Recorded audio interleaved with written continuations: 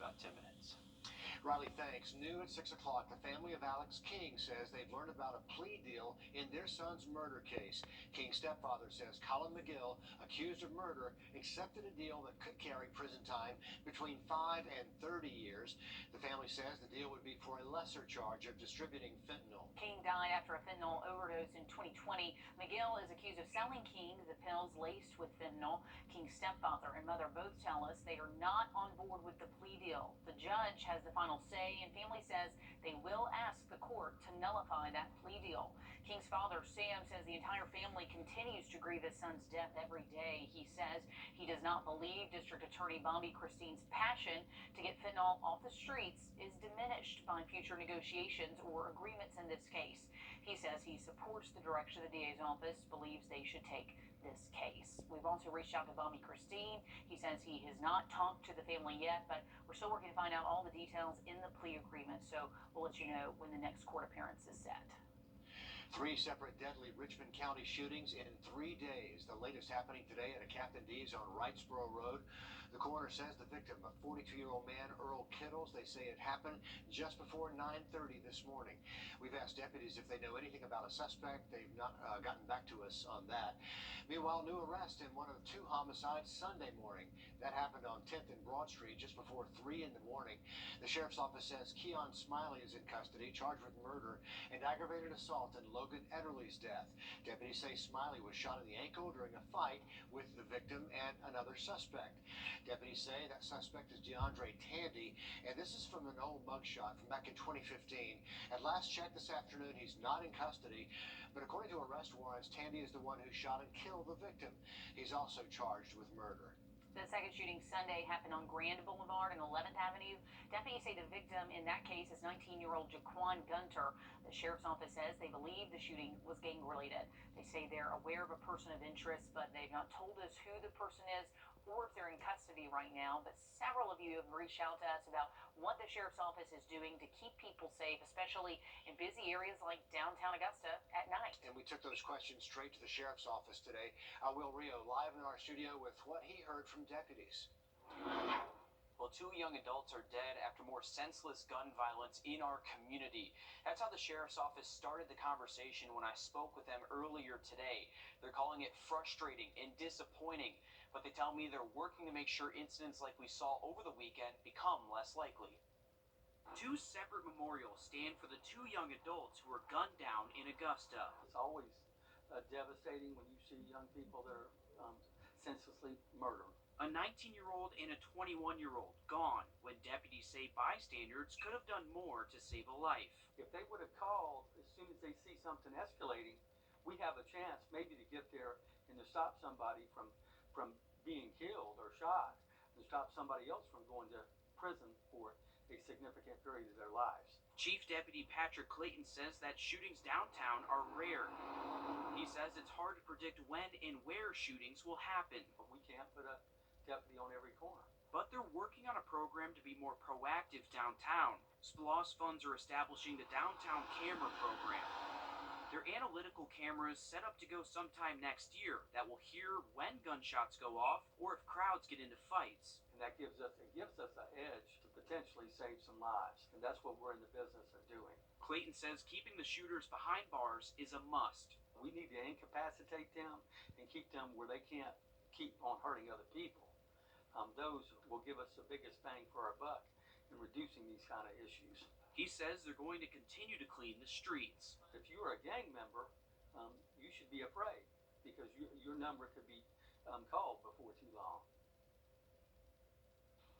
Now, in reference to Chief Deputy Clayton's last quote about gang violence, he believes the shooting involving the 19-year-old from this weekend was gang-related. He says that they're working closely with the FBI on Operation Grace. They'll be doing gang operations and enforcements with the Safe Streets Task Force and gang resistance. Well, Rio in our studio. Will, thanks for the update there. Election day in South Carolina coming to a close, but you've still got time to head to the polls tonight. Those close in less than an hour. They close at 7 tonight.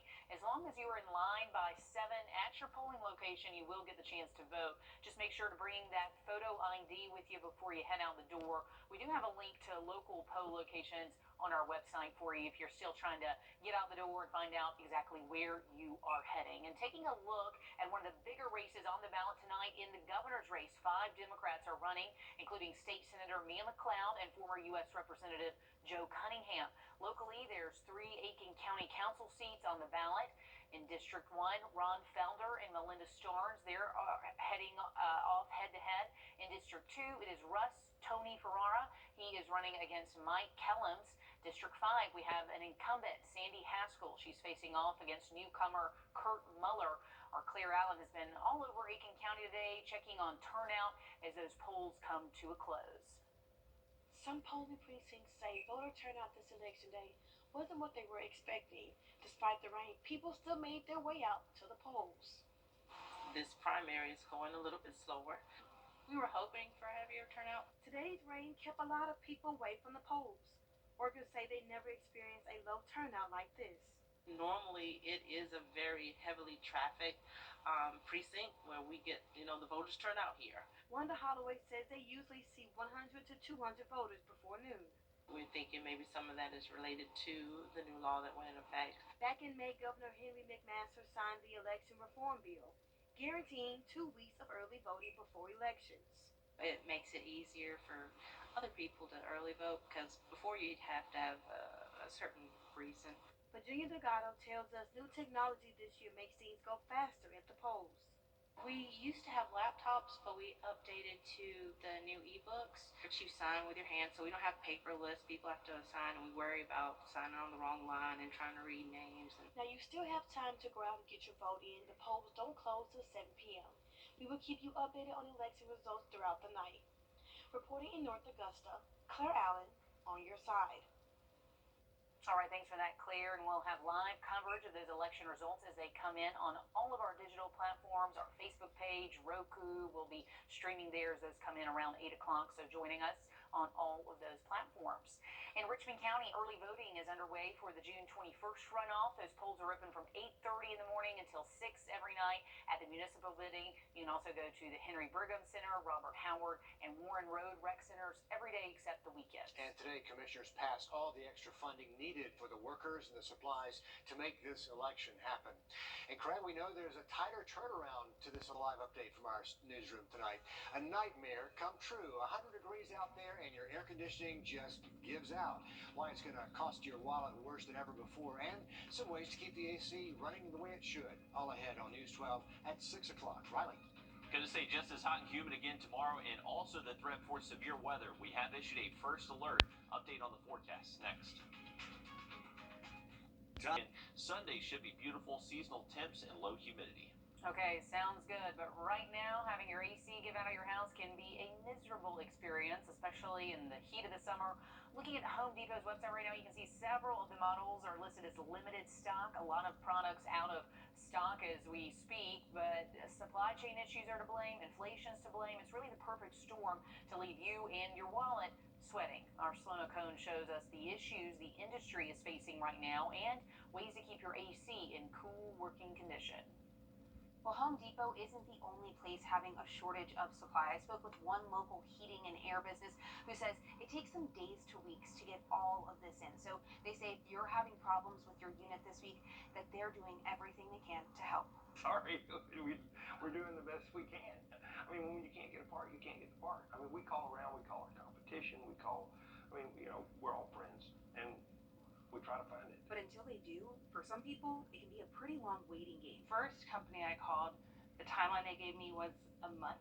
The second company, it was about a week. So Thursday's our day. And it cannot come soon enough. Especially because it's only getting hotter. The upstairs of my house is 91 degrees. Downstairs is, I think it was 84 today.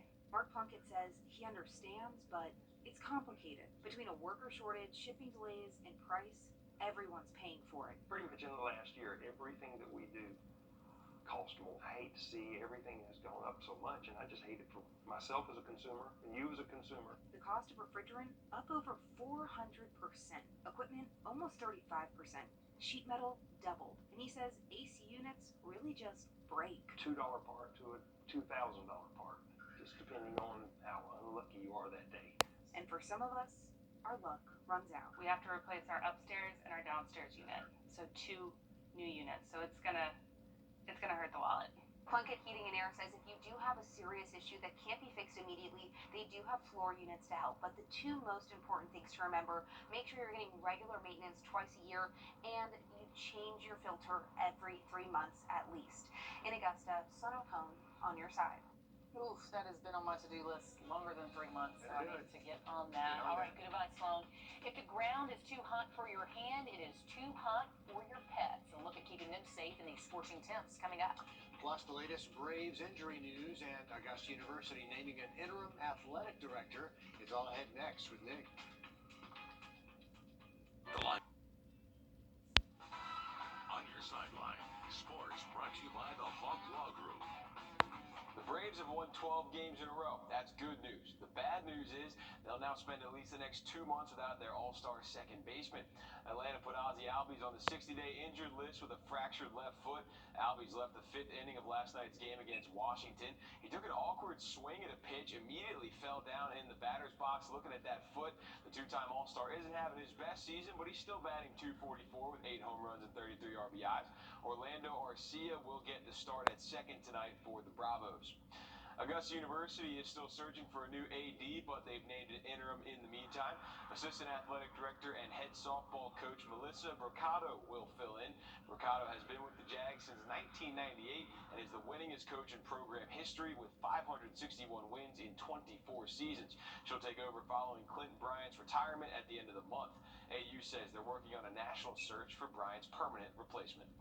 Nick, thanks a lot. We did catch a break today with the rain and then the clouds holding that temperature down some. But Yeah, heading into luckily. summer, we're not always going to be that lucky. No, rarely. Our Nick Veland is on your side with how you can keep your family pets cool and safe as those temps keep getting hotter. As the heat rises, the level of protection for your pet should too.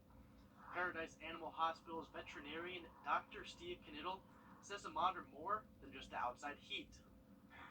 Some people don't take into consideration the temperature of the pavement or concrete that they're on. Mandy Jo Gilstrap deals with this every day. She's a dog walker, so when the temperature changes, so do her walking routes. I try to walk them in areas that don't have a lot of concrete or asphalt because they can burn the pads of their paws. If the pavement is too hot for you to hold your hand there for 10 seconds, it's too hot for your dog's paws. And you also need to pay attention to your dog's behavior. The degree of panting and trembling that goes on, they just seem to be, they don't pause at all in their panting. They may be having some trouble cooling down. Gilstrap walks dogs 7 days a week, so in the Georgia heat, she's seen it happen before. Just knowing the dogs and knowing their behaviors, I can tell if they're not acting like they normally do. When in doubt, she goes by a simple principle. Honestly, if you're too hot, the dog you're walking or caring for is probably too hot. All right, thank you for that update, Nick. And definitely take care of the pets over the next few days. Luckily, the weekend does look cooler. Now, look at that 7-day just after the break.